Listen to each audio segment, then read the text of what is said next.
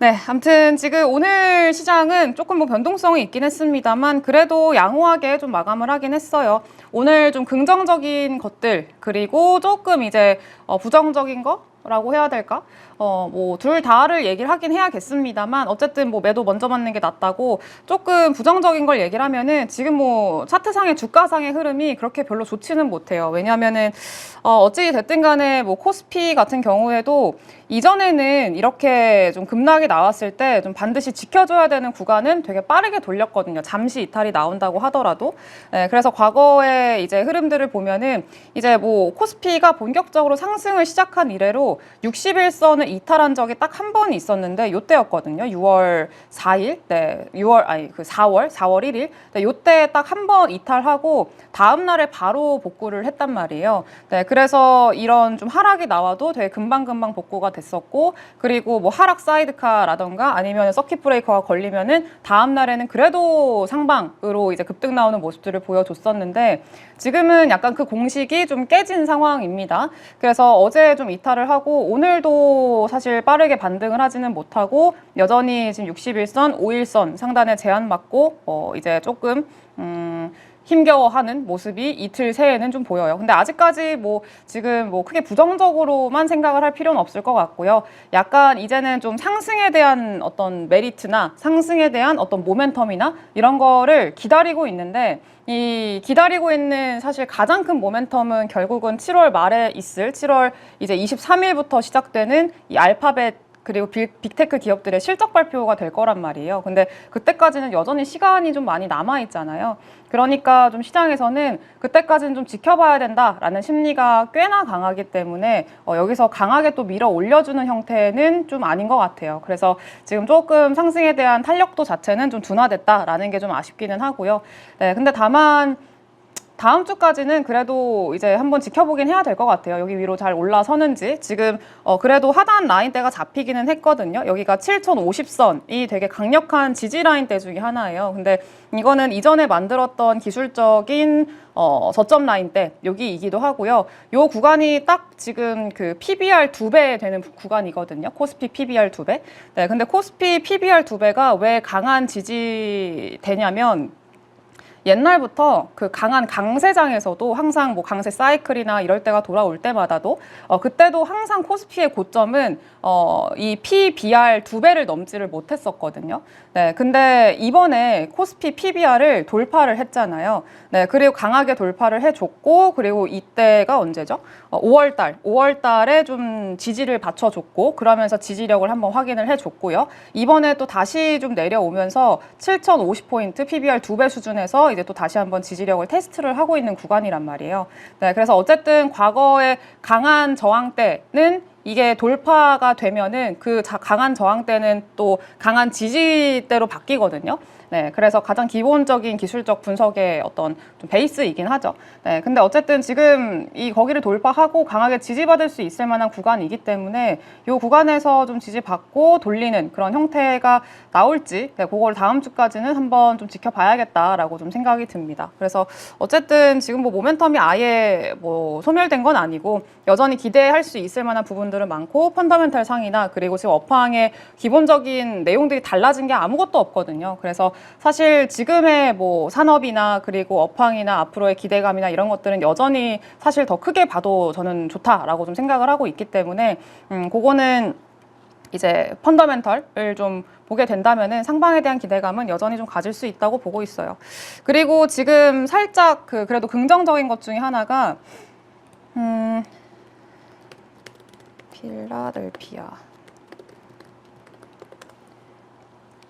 필라델피아 반도체 지수 조금 보면은요.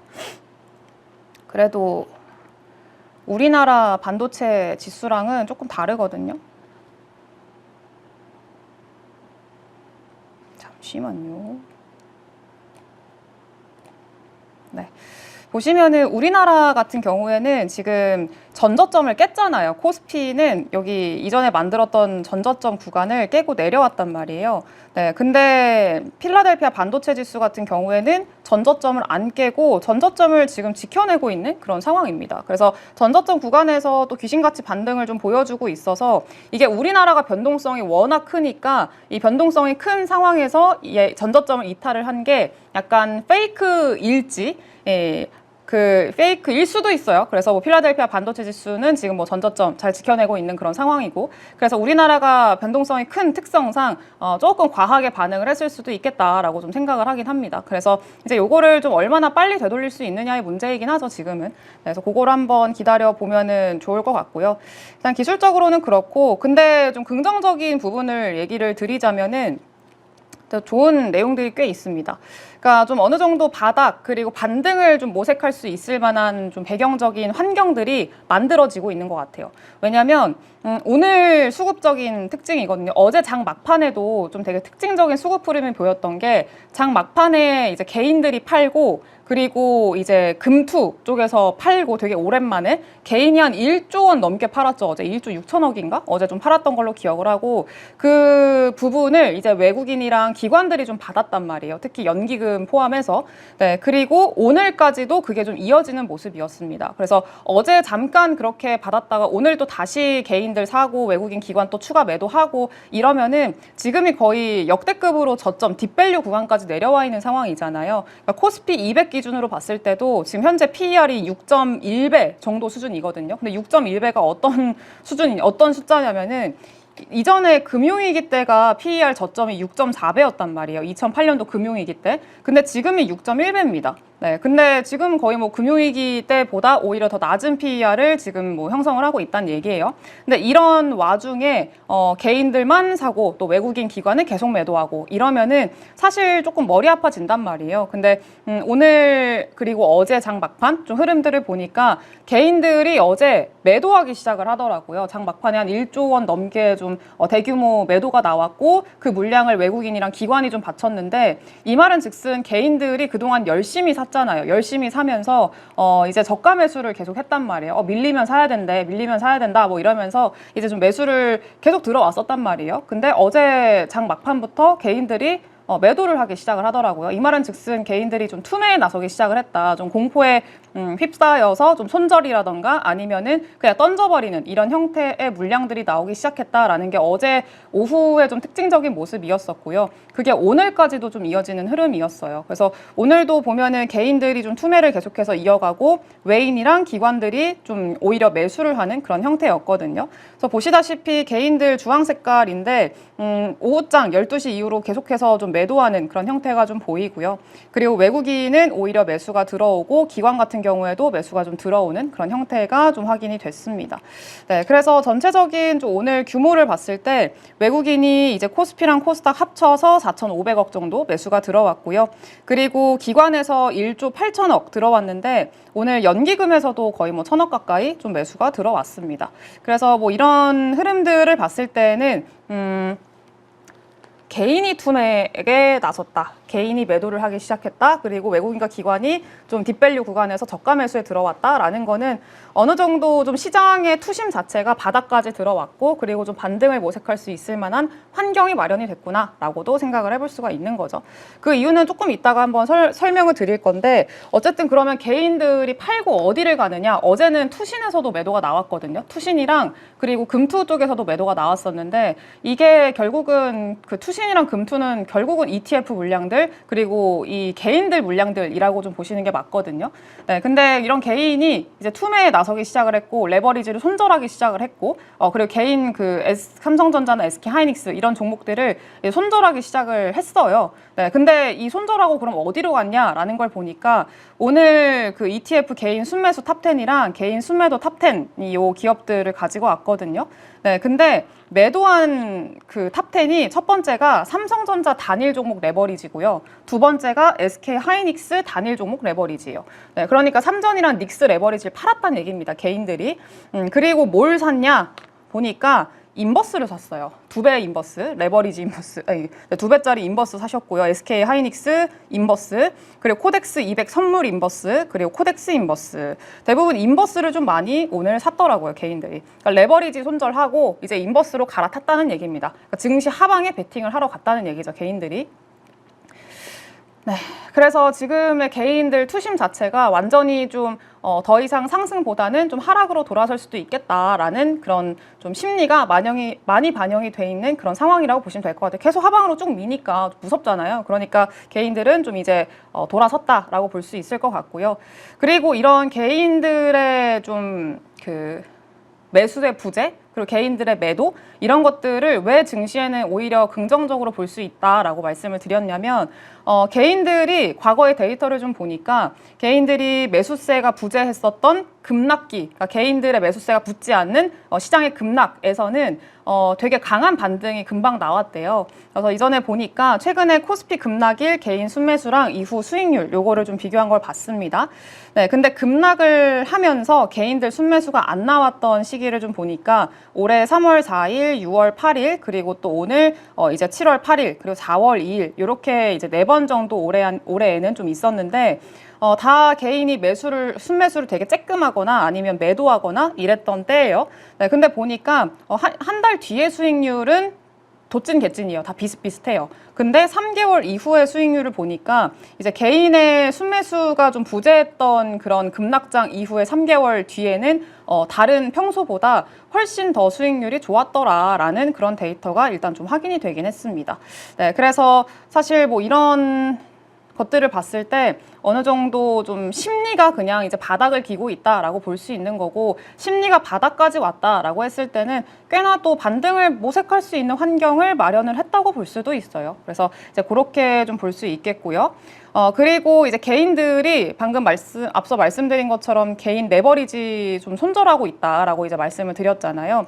그러니까 매도를 실제로 좀 하고 있고, 그리고 총 운용 자산도 좀 감소하고 있거든요. 그러니까 지금 거의 그 레버리지 상품들이 거래량을 대부분 다 차지를 하고 있잖아요, 지금 현재. 네, 그래서 거의 지금 많은 분들이 개인분들이 단일 종목 레버리지를 좀 많이 사고 있고, 그거에 좀 많이 집중을 하고 있는 그런 상황인데, 최근에 워낙 좀 SK 하이닉스나 삼성전자가 고점 대비해서 조정을 많이 받으니까 이제 전체 ETF의 운용 자산이 좀 꽤나 많이 줄었습니다. 근데 이게 매도가 커져서 다 줄었다 이렇게 그냥 해석을 하기보다는 좀 종합적인 요인이 있는데, 당연히 손절매도 있고요. 그 레버리지 최근에 워낙 고점 대비해서 빠르게 하락을 하니까 2배로 빠지는 거잖아요. 그러니까 개인들 입장에서는 이거 일단은 매도하자라고 하는 좀 심리가 강했을 거고요. 그래서 매도 규모도 당연히 있고, 그리고 두 번째로는 워낙 또 고점 대비해서 이제 SK하이닉스랑 삼성전자가 많이 빠지니까 그 규모가 좀 줄어들면서 같이 전체 운용 자산도 줄어들 수밖에 없기는 합니다.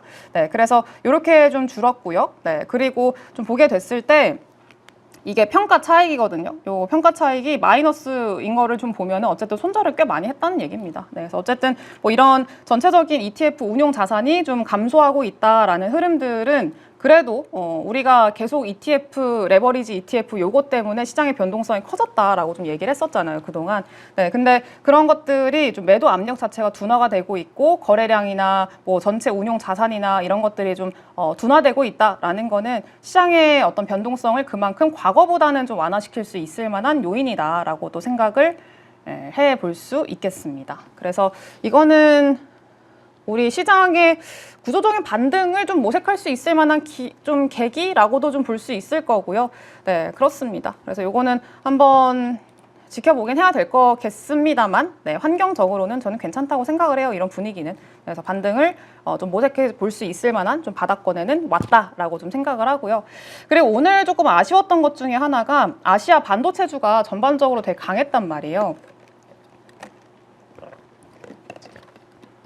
어제 미국 증시에서 반도체가 전반적으로 좀 반등이 나왔잖아요. 하드웨어 관련된, 그리고 뭐 그 스토리지 관련된 기업들도 대부분 다 급등이 나왔었고, 그거를 반영을 하면서 아시아 기업들도 대부분 다 강세를 보였어요. 오늘 키옥시아도 8% 넘게 좀 급등이 나왔고요. 나냐 테크놀로지 같은 경우에도 이제 오늘 몇 프로죠? 오늘 거의 10% 가깝게 좀 급등이 나오면서 대부분의 추세를 좀 돌리려고 하는 모습들을 이제 보이고 있습니다. 일본의 키옥시아랑 그리고 나냐, 대만의 나냐도 같이 좀 올라오고 있는 상황인데 우리나라 기업들은 상대적으로 조금 주가 탄력도가 약했던 것 같아요. 네, 그래서 뭐 아까 이제 뭐 장중에 점심 때나 아니면은 조금 우리 시장 좀 줄줄 흘러내리고 있을 때 있잖아요. 네, 그때 좀 비교하면은 좀 다른 국가 기업들이랑 상당히 좀 차이가 많이 나는 그런 형태이긴 했었죠.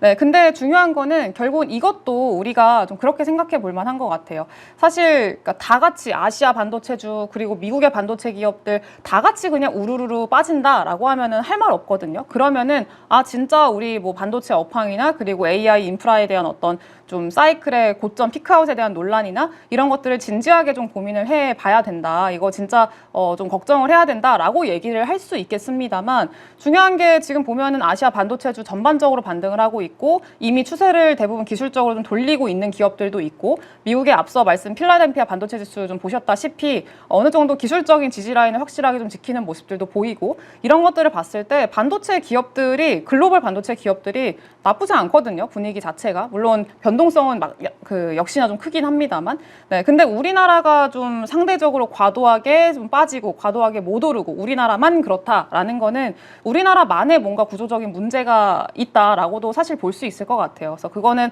뭐 방금 말씀드린 레버리지 ETF나 뭐 아니면은 지금 정책에 대한 불확실성이나 이런 것들도 사실 이유로 좀 붙일 수도 있지 않나라고 좀 생각을 하고 있습니다. 그래서 결국은 지금의 상황에서 뭐 주가가 빠지는 거를 뭐 반도체 업황이 어쩌고 뭐 고점이고 뭐 이런 걱정으로 사실 계속 좀 빠져 있는 것보다는 그 외의 요인들에 조금 더 의미를 부여하거나 아니면 무게를 좀 실는 게 지금은 맞지 않을까라고 저는 생각을 하고 있어요. 네, 그래서 그렇게 보시면 될 것 같고. 그리고 또 하나 좀 긍정적인 요인 중에 하나가 미국 증시도 그러니까 우리나라도 어느 정도 방금 말씀드린 대로 그 레버리지 ETF나 이런 것들이 좀 둔화가 되고 있는 상황이라고 말씀을 드렸잖아요. 그럼 기계적인 매도 압력도 약화가 되고 있고 근데 미국 증시도 최근에 좀 수급 고임이 되게 좀 심했었거든요. 근데 이런 수급 고임이 미국에서도 이제 좀 정점을 통과하고 있더라라는 그런 분석들이 나와서 좀 가지고 왔습니다. 그래서 여기서도 그러니까 최근에 반도체랑 AI 같은 이런 주도주가 급락한 이유 자체가 기업 실적에 문제가 생겨서가 아니라 투자자들의 뭐 일시적인 자금 회수나 아니면은 뭐 수급 고임이나 이런 것들 때문이다라고 이런 좀 지표들을 통해서 해석을 할 수가 있다는 거예요. 근데 이 현재 매도 압력 자체가 정점을 통과하고 있는 그런 상황이기 때문에 실적이 좋은 주도주들 같은 경우에는 오히려 좀 그 저점 매수하기 좋은 타이밍이다라고도 좀 해석을 하고 있습니다. 그래서 일단은 보시면은 그 수급 고임이 정점을 통과했다라는 첫 번째 징후가 레버리지 포지션의 차입 비용이 정점을 통과를 했대요. 그러니까 기관들의 억지 매도 압력이 완화됐다? 이렇게 좀 해석을 할 수 있겠습니다. 그래서 헤지 펀드들이 주식을 사려면은 돈을 빌려서 사잖아요. 근데 이 돈을 빌리는 비용이 이 AXW3 인덱스라고 하거든요. 네, 근데 이 비용이 6월 말에 최고점을 찍었었습니다. 그래서 이 최고점을 찍고 지금 이제 이렇게 조금 내려오고 있는 상황이거든요. 그러니까 빌리는 비용이 너무 비싸지잖아요. 그러면은 기관들은 요거를 주식을 강제로 팔아가지고 빚을 갚아야 됩니다. 이거를 그 언와인딩이라고 얘기를 하거든요. 네, 근데 그 비용 부담이 6월 말에 최고치를 찍었다가 이제는 좀 완화되고 있다라는 얘기입니다. 그래서 억지로 매물을 좀 던져야 되는 그런 필요성이나 압력이 지금은 줄어들고 있다라고 좀 해석을 할 수 있겠고요. 그리고 두 번째 징후가 주도주 이격이 40% 이상 반납이 됐다라는 그런 얘기를 하고 있습니다. 이거는 이제 주가 과열에 대한 부담이 좀 경감이 됐다라고 해석을 할 수 있겠는데 주도주들의 이 주가 자체가 장기 평균선이 200일이죠. 200일보다 너무 높게 올랐었어요. 그래서 그걸 우리가 이격도라고 얘기를 하는데 그 200일 이격도가 과열인 상태였었고요. 근데 그 상태가 최근에 좀 조정을 겪으면서 절반 수준으로 많이 낮아졌습니다. 그래서 원래 이격도가 6월 초에는 107%까지 올랐었거든요. 근데 현재는 65%까지 조정이 나왔대요. 그래서 기술적인 부담을 좀 많이 덜었다라고 좀 해석을 할 수 있겠고요. 그리고 세 번째 징후는 이제 역사적인 조정이 한계치까지 도달을 했다라고 좀 보시면 될 것 같아요. 그래서 언와인딩 강도가 이번 사이클의 경험적 고점까지 근접을 했대요. 그래서 좀 주도주와 소외주의 롱숏 지수라고 얘기를 하는데 요거를 그냥 쉽게 얘기하면은 그 잘 나가는 주식이랑 좀 못 나가는 주식이 있을 거 아니에요. 그러니까 잘 나가는 주식이랑 못 나가는 주식의 상대 수익률의 격차 지수라고 보시면 될 것 같거든요. 그 지수가 이제 고점 대비해서 최근에 거의 한 20% 넘게 좀 밀렸단 말이에요. 근데 이거는 이전에 그 2023년도에 AI 장세가 시작되기 전 그 이후로 조정이 멈췄던 거의 한계선까지 내려온 거라고 보시면 될 것 같습니다. 그래서 이전에 뭐 AI 상승 사이클에서도 보통 1등 종목들은 고점 대비해서 한 30-40% 정도 조정을 받으면은 보통 반등을 했단 말이에요. 그래서 옛날에 엔비디아 같은 경우에도 고점 대비해서 한 28% 정도 좀 밀렸을 때 반등을 했었고요. 팔란티어 같은 경우에도 마찬가지로 고점 대비 40% 밀렸을 때 또 반등을 했고, 마이크로는 지금 한 고점 대비해서 한 5% 정도 밀려 있는 상황이거든요. 그래서 거의 이제 보면은 거의 바닥권역에 도달한 상태인 거죠. 낙폭 기준으로 봤을 때도. 그리고 네 번째 징후가 뭐냐라는 걸 보니까 주도주랑 소외주의 실적 격차가 해소될 기미가 안 보인대요. 그러니까 여전히 주도주들의 독보적인 기업 실적이 유지가 되고 있다라는 내용입니다. 그래서 전체 시장 대비해서 반도체 업종의 앞으로 3년 동안의 이익 증가율 전망치가 지금 거의 30% 이상 넘어가고 있는 상황이라고 보시면 될 것 같고요. 이게 돈을 잘 버는 주도주가 한 번에 폭락하면서 끝나는 경우는 없거든요. 네, 그래서 이제 진짜 하락 추세로 바뀌려면은 실적이 꺾이는 게 미국에서도 좀 확인이 돼야 되는데 지금은 실적이 이제 너무 좋다는 거죠. 네, 그래서 보수적으로 본다고 하더라도 주가는 다시 전고점 근처까지 그래도 이제 올라올 수 있지 않을까라고 이제 좀 기대를 하고 있는 거고요. 지금 그런 기준으로 봤을 때 그리고 앞서 말씀드린 네 가지 이런 징후들로 봤을 때 충분히 좀 저가 매수할 수 있을 만한 구간이지 않겠냐라는 그런 이야기입니다. 그래서 미국도 마찬가지로 수급 고임을 좀 푼 그런 상황이고 어느 정도 바닥에 대한 기대감을 형성할 수 있을 만한 구간이고 우리나라도 마찬가지고 이러니까 전반적인 좀 시장의 반등을 되돌림을 좀 기대해 볼 만하지 않나라고 좀 생각을 하고 있어요. 네, 그리고 요거는 이제 곧 있으면 이번 주에 제일 큰 일정이죠. 내일인데 오늘이 9일이죠. 오늘 종가 기준으로 SK 하이닉스 ADR 그 공모가가 확정이 되거든요. 네, 근데 어쨌든 ADR 요거를 이제 효과를 점검을 하자. ADR 상장 이후로 그 방향성, 주가에 따른 어떤 좀 시나리오도 한번 좀 세워보자라는 그런 내용인데 일단은 이제 SK 하이닉스가 ADR 상장하는 게 내일이거든요. 내일이 10일이니까. 네, 그래서 ADR 상장을 이제 하게 되는데 지금 뭐 당연히 수요 예측은 매우 성공적이었죠. 뭐 거의 7배 이상 수요가 몰렸다라는 아마 뉴스들은 다들 보셨을 것 같습니다. 네, 그래서 거의 역대급으로 공모 규모도 매우 크고요. 그러면서 전체 그 공모 금액 자체가 한 43조 원으로 현재는 추정이 되고 있죠. 네, 그러면서 외국 기업 중에서는 거의 사상 최고 규모라고 보시면 될 것 같아요. 네, 그러면서 이제 좀 시장에서도 이만큼의 어떤 관심이 꽤 많구나, 7배나 많다는 거는 역대급으로 사실 수요가 많이 몰렸다라는 의미이기도 하거든요. 그래서 SK하이닉스가 이번에 ADR 같은 경우에 뭐 추가 상장까지 고민을 할 필요가 있을 정도로 지금은 수요가 되게 많다라는 걸 좀 확인을 했는데, 근데 우리가 좀 고민을 하는 것 중에 이 프리미엄이 얼만큼 붙을까라는 거를 좀 고민을 하고 있잖아요. 그래서 ADR이 보통 미국 증시에 상장이 되잖아요. 그러니까 TSMC랑 항상 우리가 비교를 하는데 이게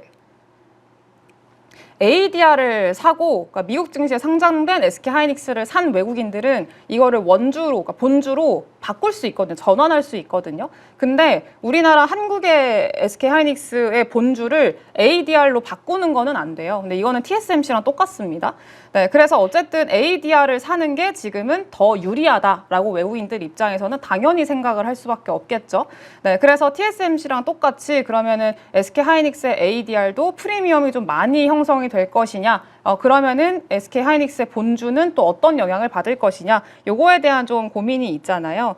네, 근데 워낙에 방금 말씀드린 대로 지금 뭐 한국 주식을 사서 미국 주식으로 바꿔 파는 그런 과정에 좀 제도적인 한계가 있는 그런 상황이기 때문에 미국 수요가 만약에 몰려든다고 하더라도 공급이 바로 늘어나지는 못해요. 네, 그래서 미국 가격이 이제 프리미엄이 더 붙어가지고 미국에 상장된 SK하이닉스 ADR 가격이 원주보다 더 비쌀 수 있다는 거죠. 프리미엄이 더 붙을 수 있다는 거죠. 실제로 TSMC 같은 경우에도 지금 평균적으로 프리미엄이 19% 정도 붙어 있는 상황입니다. 그러니까 TSMC의 원주보다 대만에 상장돼 있는 TSMC보다 미국에 있는 ADR이 19%나 더 비싸다는 얘기예요. 네, 그래서 최근에는 평균치가 이렇게 붙어 있고 우리나라의 SK하이닉스도 좀 이렇게 될 가능성이 조금 높다라고도 시장에서는 판단을 하고 있는 거죠. 근데 하나 조금 고민되는 것 중에 하나가 이거는 조금 딴 얘기긴 한데요.